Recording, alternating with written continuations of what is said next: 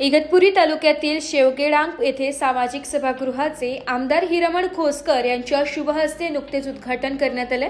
सामाजिक न्याय विभागाअंतर्गत लोकप्रिय आमदार सन्माननीय हिरामण खोसकर यांच्या प्रयत्नाने आणि आरपीआय युवक तालुकाध्यक्ष योगेश भरीत यांच्या पाठपुराव्याने शेवगेडांग येथील हा सामाजिक सभागृह मंजूर करण्यात आला। हा सभागृह बांधण्यासाठी सामाजिक कार्यकर्ते तथा झारवड बुद्रुक दापुरे गावचे उपसरपंच सोमनाथ बोराडे यांच्या वतीने धम्मदान म्हणून स्वतःची जागा देण्यात आली। यामुळे सर्व स्तरातून सोमनाथ बोराडे यांचे भरभरून कौतुक होत आहे। तसेच विविध सामाजिक धार्मिक कार्यात बोराडे यांचा सिंहाचा वाटा असतो।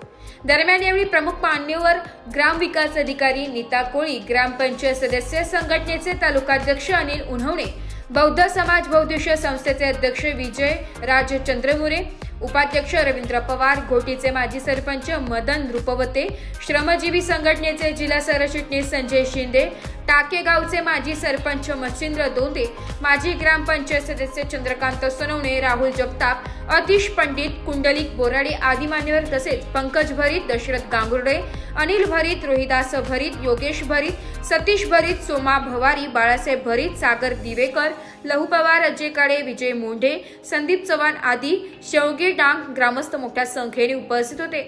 नाशिक लोकशाही न्यूजसाठी रमेश खरात, नाशिक।